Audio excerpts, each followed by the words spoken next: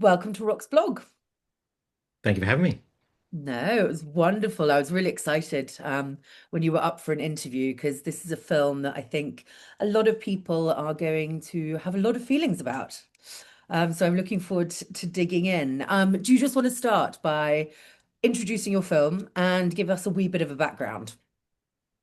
Okay, so I'm Pardeep Sahota. I'm the writer director and one of the producers of OK Not OK, which is a genre-bending sci-fi, lo-fi sci-fi rom-com, um, and it deals with a British Asian woman who's working class, and there's a a turmoil happening outside in the world, and she's forced inside her own apartment, and a new stranger comes into her life, and we follow their relationship over the course of about 2 years. Okay, 2 years. I was wondering sort of how long it was. Yeah, we tried. I mean, obviously, it's a short film budget, but that was one of the key things that we between myself and my other collaborators, Linda Wu, the DOP, and El McCullough, the production designer, was how do we show 2 years kind of like pass Yeah. in the budget of a short film and with a single shot. So yeah, it Yeah, was. I definitely got the feeling of time passing. Mm, And sort of, and that as well, I could sort of gather with what was going on outside and what we're hearing with the cacophony of, whatever is happening there. So I mm. think you did that very well. But yeah, 2 years, that's interesting. Yeah, that was. I felt it needed some time. The story and the relationship needed time to evolve, Yeah. and not only that, it was also how what one of the challenges of doing like a single shot film is to how do we make this story grow? And I thought the only way to do that is through time.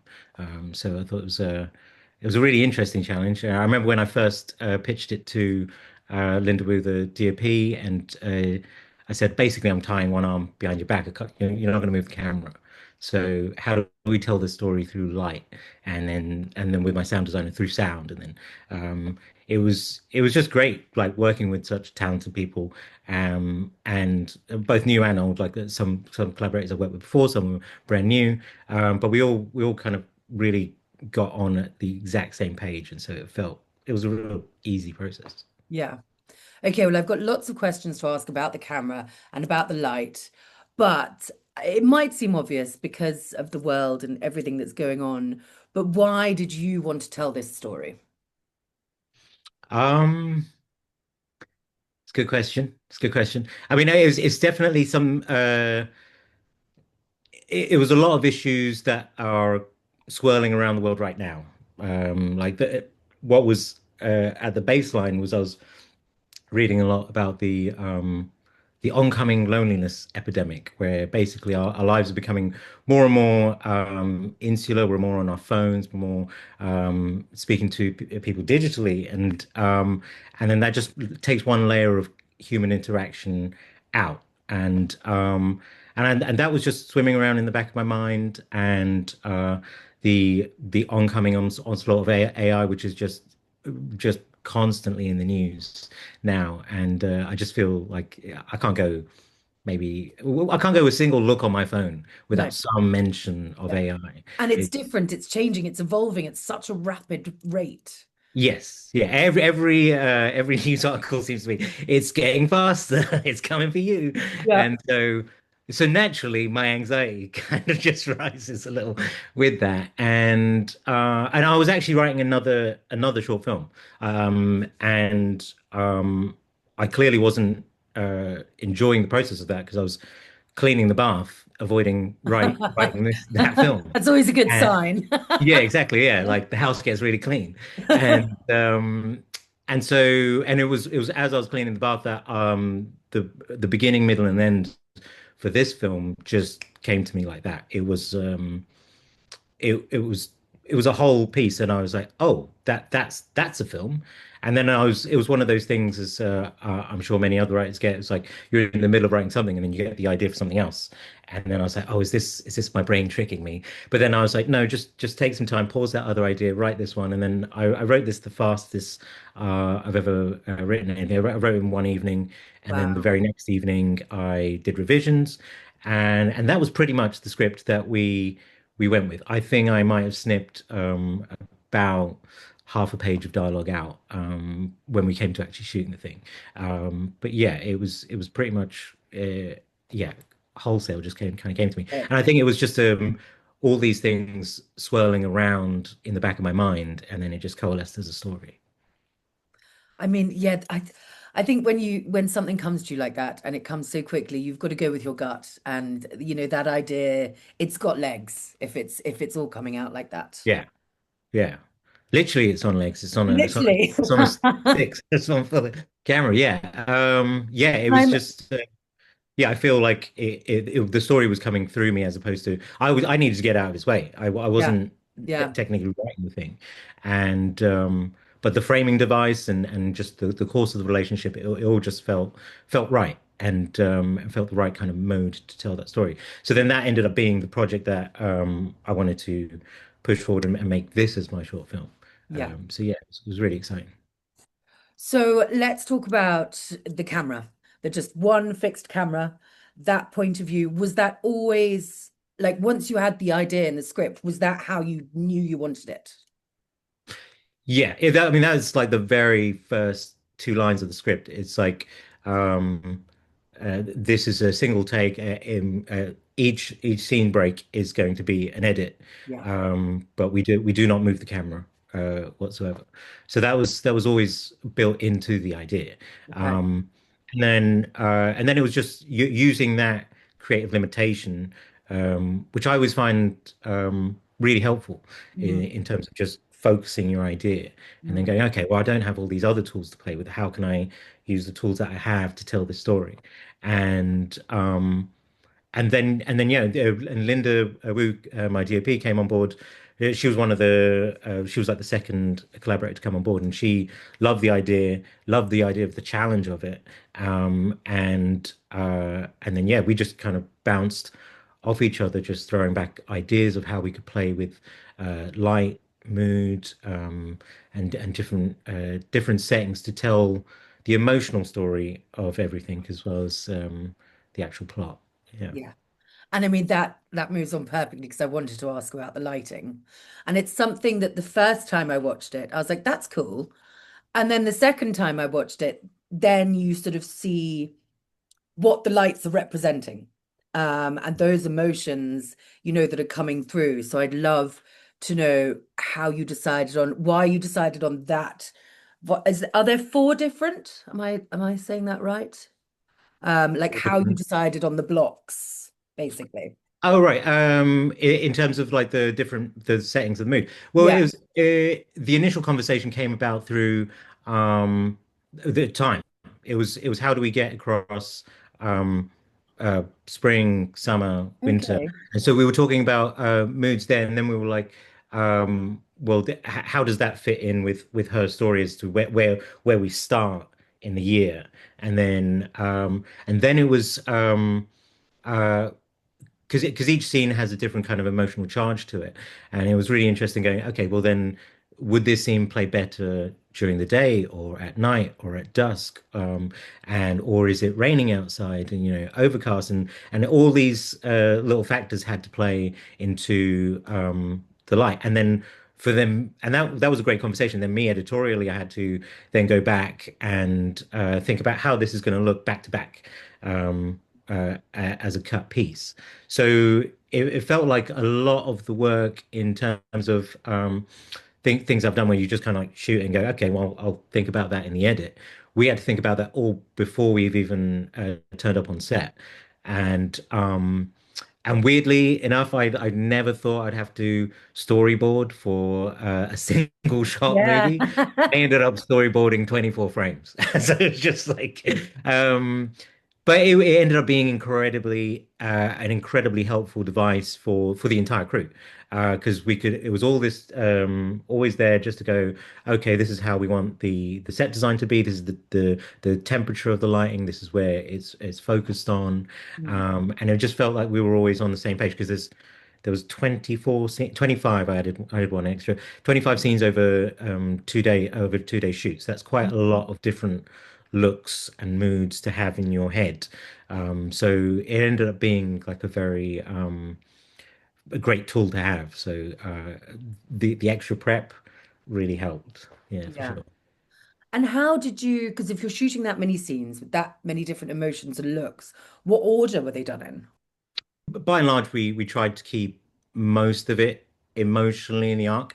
It- Being 25 scenes in the end of lots of different lighting setups, we did have to move things slightly around. But between the crew and my first AD, Dan Pachowski, he was really great in terms of helping me get the right amount of time with the actors so that the towards the end of their relationship is happening on the second day so that Mm. they've had time to work with each other. We only had half a day in rehearsal, like a few hours, which I was really thankful for because that was a great time to work with the actors together and just build a rapport and explore not necessarily the scenes themselves, but we did around the scenes and what happens before or after and things like that. And I thought that was a really helpful device to try and get them into being feeling, not quite familiar at the beginning, but then like they're in a relationship Yeah. by the end. And I felt we got a really good balance of that. There were some scenes that would naturally we just had to, by virtue of the lighting setup, it's just going to cost us too much time. We had to move around, but we were lucky enough that I got to uh, play the arc of their relationship over the 2 days. Yeah. So it ended up working really nicely. Yeah, I mean, you definitely feel that. You feel their love, you sort of feel the honeymoon period, and then you feel the little bickering and the annoyances. So I all of that comes through, which is, really commendable, as you said, in a short film to gather that together. Yeah, it really did. It really did feel organic, and that was is down to our actors Bhairavi and Jay. Like they were just so great in working with each other and with me, and we were just throwing down ideas in the rehearsal period that we had. But even on set, it was just like we had lots of change around times, and luckily we weren't moving the camera, but we were changing the set and the lighting. But I'd be watching them just build that rapport over the 2 days, as I was saying. And there'd be bits where I could just see them talking and just see little moments, and I'm like, oh, could we just bring that into the scene? And they didn't incorporate it, and it felt alive. It felt just so much more of a real relationship, kind of like building up in front of my eyes, as opposed to something that I've just had in my mind or on the page. It Yeah. was really great to come to life like that. Yeah. And I mean, from the offset, I think I guessed that he was AI. So I go into films blind. I don't want to know anything about them, but Mhm. I'm quite fascinated by it. So I watch a lot of films, those kind of things. So how did you decide how sort of robotic, for use of a better word, he was going to be? Mm. Yeah, I mean, that was one of my fears. It's like not necessarily fear, but it was one of my thoughts going in. It's like how much am I going to reveal Hmm. to the audience and what point Yeah. and where do I play my hand? And it's really interesting to hear the different responses because there's some like yours who are like, oh yeah, I knew from the beginning. Other people are like, oh, I only know when you tell me as an audience, and I even had one person go, I need to watch that again. What what happened? Who was that? And so yeah, I was like, okay, right. And I wanted him to play it as realistic as possible. I didn't want it to feel like it was a robot. I always told everyone on the team like this should feel like it's about 2 months in the future. Hmm. But then obviously we don't have AI in terms of the look and the feel of Yeah. everything. It shouldn't in that I wanted it to have a very lo-fi, look to it. I don't want it to have screens and all the trappings of a usual sci-fi film. Yeah. Um, Science fiction Mike Lee was a little buzz line that I used. Yeah, I Um, liked that. I saw that in the film Freeway. yeah, yeah, and I just thought I thought that would be an interesting way into it to kind of get you suck it into this odd relationship, and that would be through his slightly odd reactions to her, and just and that intrigue you and kind of want you to pull in and pull at the thread of who they are and what this relationship is and why does it work for them and um, what's going on. So in order to do that, I was like, we need to strip away any kind of ideas of a robot that we've seen before. He Yeah. needs to feel as human as possible. But then I think what Jay did brilliantly in his performance was to temper a kind of coldness and um, he's not as attuned to her emotional sense at the beginning of the film, but then as their relationship develops, he feels like a flesh and blood, Mm. almost partner to her there, and they're vibing. And that's because over time he's learned and adjusted to her. And I Yeah. just thought that was a brilliant working of the way Jay did that in his performance. Yeah. And that's when it gets really dark, like for me as well. That's where I'm like, oh, now the lines are blurring.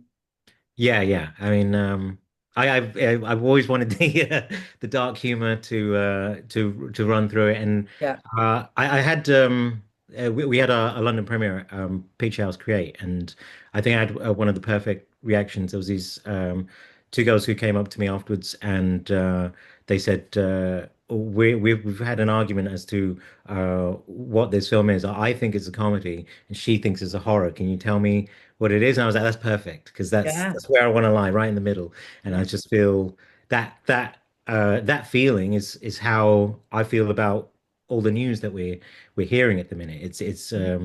sometimes you just got to laugh, and sometimes Yeah. it does scare you. So yeah, That's it. We don't know where to put it.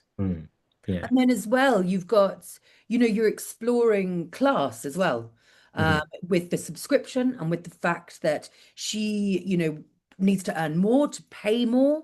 And that's, really, that's sort of the Mike Lee dark, dark side of it as well, which I really appreciated. Yeah, yeah, and that was again another key piece of when I first came up with the idea. I thought we've seen a lot of films deal with AI and science fiction as a concept. Like, oh, isn't this great that we have these robots, or usually they'll turn into some sort of killer robot or something like that. But then I thought, oh, well, we've not really seen the angle of what happens when a working class person who's just trying to make ends meet in a future world where you're probably just working from home at best, and how do they figure into this technological future where it's everything moves to cloud-based subscription systems, and I just thought that was a really interesting way to have a look at this very huge technological idea, but from the ground up. Yeah. Yeah. And then Charlie Brooker stole it from you in Common People. I mean, it was I'm sure really you've heard fun. that before. Yeah, yeah, it was. Well, I mean, we premiered at Leeds Festival in November I 2024. know, I looked at the dates earlier. I was like, he had it first. Yeah. Although, I mean, there's no telling. I'm not claiming that Charlie has in any way seen the film, and this is a good idea for a Black Mirror idea. I think it's. I mean, I genuinely always feel that. If an idea comes to you, it's probably already out in the sphere, and it's just how you tell that story. Yeah. It makes it unique. And when it came around to, and I love Black Mirror. I think it's hilarious, and I was getting a lot of comments prior to the airing of Black Mirror that oh, this sounds very Charlie Brooker. It could be a Black Mirror episode. And I was like, well, I'm using different references, but sure, I get that. And then as soon as it came out, I was like, okay, I guess I can't move away. Yeah, it is a Black Mirror episode. It literally is. Um, so yeah, I just feel it's parallel thinking, but I'm very honored that it it's an idea that's strong enough that Black Mirror ran as their first episode for the new season. So we're writing amongst good talent there. So yeah. Yeah, absolutely. So obviously we've got all these different scenes, and you touched on it earlier, how important the edit was. So were you involved in that process? And Yes. Yeah. yeah, how was that to get, because it's got great pace to it. Yeah. So a big idea of the short was to not have it go on too long because even though you got a whole relationship that we're trying to fit into over 2 years into a short film. Uh, I was always painfully aware that it's a single shot Mm, film, and I watch a lot of films. I watch a lot of short films online and in festivals, and I'm always aware of how it feels to be an audience member. mm, And to one piece of advice that I always got from my mentor was like, once you have the audience's attention, don't abuse it. Like you use that time, and I find some films do tend to abuse that, and I try and I always have that in the back of my mind, like, okay, make sure that this is tightly paced, yeah. and so I try to keep that in mind when we were in the edit and not let scenes um, hang on too long. And as I said before, I cut out about half a page of dialogue before we got into the edit, but we ended up slicing maybe about a scene and a half out of the end final film, and I think it's stronger for it. Like the tight pacing, I think helps. Um, it also helps disguise some of the, I think, the despair that is lying underneath, and it's almost uh, it lures you in with the Yeah. with the pacing, and then you slowly find the emotional kind of hit afterwards. Mm. And it works with the dark humor as well. Yeah, for Yeah. sure. Yeah. For me as well, keeping that going, because I was like, oh yeah, it's got a sort of it's got an absurdity to it. For sure, yeah, yeah. There's definitely. I'm glad you picked up on that because there's some people who are like, why are they making these strange jokes? And I was like, there's definitely a strain of absurdist humor running through Yeah. with the advertisements. Like, I mean, I've worked in advertising for a few years now. So I've built up a healthy cynicism for adverts, and that's what kind of got built into the core of the idea of her being working class and being sold the basic version of it. And I wanted her to be surrounded by just a world where you're just being sold to all the time. And I just thought the best way to do that, and the films that I really love and really respond to have a good healthy cynicism and strain of like absurdist humor to them. Yeah. I think you need that. And I think that sort of goes back to what you were saying earlier. It's like respect your audience. They can pick up on those things, and it's lovely to have different things that different people can pick up on. For sure. Um, Yeah. Yeah. yeah, no, it felt like, when you're watching TV in America, and then it's all the drugs, and then they just list all of the side effects when he's shouting, he's like, an anal leakage. Yes. Yeah. I mean that Great. was the reference. Yeah, for sure. It was we recently went to America and it was just like, yeah, it's insane. And it's usually adverts for drug companies and things like that, and the list of side effects are just frightening, Yeah. but they scroll through them so quickly. Yeah. No, I know. Well, that's why we never read what's on the piece of paper, because I'm like, I know it's going to have some, and I just don't want to know. Yeah. Too much detail. Yeah. For sure. So you've had a really good festival run so far, which is set to continue. What's your best reaction been? Um, we've had lots of great reactions. Like I feel like we're kind of like over like the first maybe third of our festival run. We still Mhm. got a healthy chunk to go left, and you're right, it's been going really well. But I've just loved, yeah, I love the enthusiasm of the responses of people coming up after the screenings. Like Yeah. we've just it's just really resonated, which I just feel when you're writing something in your room on your own about anxieties that you feel, and then you're lucky enough to make the thing, and then you just hear lots of different responses back.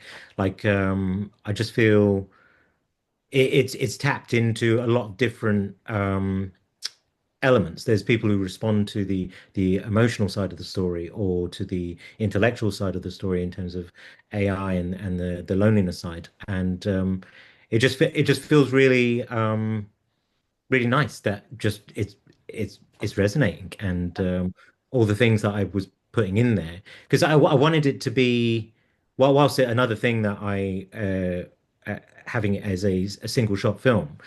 I wanted it to feel deceptively simple. I wanted to, on rewatching, there's layers of complexity that run through it, and things that are set up and paid off. So if you were watching it again, you get another experience of what the relationship was, and maybe what the motivations were between the two of them, and just seeing people pick up on that. And there's even a very small. I'll tell you my favorite one is a very small detail that we put in was the lucky cat that swings by the table, and Okay. there's a very key moment where it stops swinging. It's swinging in every scene, and there's a key moment where it stops. And at a screening, I had a woman come up to me and she was like, "I was looking at that cat the whole time, and I saw when you stopped it." And then I was like, "Oh, right, there we go." So someone's someone's really paying attention, or they're not, and she was just looking at the lucky cat. I don't know. Whatever it was. I want to go back and watch it now, and I'm going to stare at the lucky cat the whole time. Yeah, yeah. It's but yeah, it was really fun putting in those details because while we're not moving the cameras, loads of little ideas that we came up with, like just Yeah. to keep the frame alive and keep it interesting. Yeah, yeah, yeah. Yeah, and people, people do, they'll look at different things and they want to know. I think Yeah. especially when it's in one room because yeah, they'll know that you've slipped something in there. Yeah, it's a big cinema screen, so you know if your eyes things start to turn into wallpaper very quickly if they Yeah. don't move. So we Yeah. have to keep things fresh with that. Yeah, that's very true. And so we've put you in Brighton Rocks in our program, Messed Up Futures. Has it always been in a sort of programming wise? Do you find yourself sci-fi? Do you find, because I'm always interested what festivals do with their films. Yeah, that's been really interesting to see how people react to it. So, I mean, we recently won Best Sci-Fi and Fantasy at Sunderland Film Festival, Okay. which we were completely ecstatic about. But then also we got put into the comedy section at Sunrise Film Festival, Oh, nice. and no one's really had like well, there have been some where it's been a dedicated kind of like a dystopian sci-fi kind of idea, like Messed Up Futures, which I love the name. Um, and it's uh, it's interesting because I've gone for something that's tonally complex, got different textures to it. It's a genre bender. So I mean, I had to expect that some people are going to be like, well, is it a comedy? Is it a, is it, even my fellow filmmakers? I see it as a comedy. I say it's a dark comedy. Yeah. But then I've had a fellow filmmaker friend go, is it a comedy? So, well, if you don't find it funny, then maybe not. Yeah, yeah, But yeah. but yeah, it's been interesting to see how people deal with it, and I enjoy that kind of friction of like, okay, well, this is how I see it, but ultimately everyone's reaction to it is their own and equally valid. So Mm. it's been interesting for sure. Yeah. And that's what we want from film. We want it to create discourse and conversations. And, that's my favorite thing. And, some of my favorite festivals are ones I go to, and the programs are really mixed. There'll be some kind of undercurrent that brings them all together. But I think that's interesting curation. And that's what I'm always looking for in festivals as well. Yeah, and I got to say, I mean, I'm ecstatic with the run that we had, and every festival that we've been, like you say, it's just been we've just been programmed amongst such great, interesting, and different films. Yeah. Like whilst there are other uh, films dealing with, say, AI, and it's a topic that's growing, and obviously everyone's got anxieties too. All the films are different, and all the approaches are different. I feel like it's might even become a genre unto itself or a subgenre. Yeah. But yeah, it's been really interesting watching everyone and kind of like following the festival run with these different filmmakers. Brilliant. So is Brighton your next festival? I believe we have Dead Center first, which is Okay. in Oklahoma in America, Mhm. and then yes, then we have uh, Brighton, and we have three in one weekend. We have Sci-Fi, Brighton, and Northwest. Nice. Yeah, so that's Nice. kind of action-packed that Yeah. weekend. Brilliant. Well, I'm really looking forward to playing it with an audience. I'm very excited about this program. I want people to come out and be like, oh, but we put it on late on a Friday. So I'm like, then go for a drink and talk to your mates and just, have some kind of camaraderie afterwards. Don't go straight home. Yes, yeah. I mean, that's definitely the film that I feel it is, and I hope the other ones like equally are like that. It's like I feel like you need to digest with a Yeah, pint or whatever, and just exactly. chat about these films. Exactly. And that's what I love about festivals. It's like you get that space to meet like-minded, interesting people, and just open the dialogue, and it's really interesting for Yeah. sure. And I think that's one as well. I love it the next day if there are people who've been to the late night programs, they're there and they're like, oh, we saw the most weird film last night. And I'm like, yeah, I know you did. Yeah, yeah, I yeah. really enjoy that. And if you missed it, you get jealous. You're like, oh, I should have stayed out for I know that. exactly. And then I'm like, yeah, everybody, I want the buzz. I want the buzz. Yeah, yeah, for sure. Yeah. Looking Great. forward. Well, thank you so much for sort of digging into everything with me. This has been great. Well, thank you for having me. It's been great Oh, chatting. I hope it's reminded you some things about the film as well.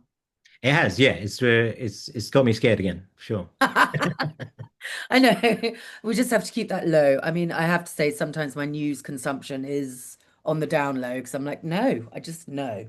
Yeah, it's getting extreme, but then for me, I just end up writing again, and I'm writing a comedy about the end of life as we know it. So it's cheery all round. Okay, brilliant. Well, I look forward to that. Yeah. All right, Pardeep, thank you so much. Thank you for having me, Sarah. All right, and I hope to see you soon. Thank you. Bye bye. Bye.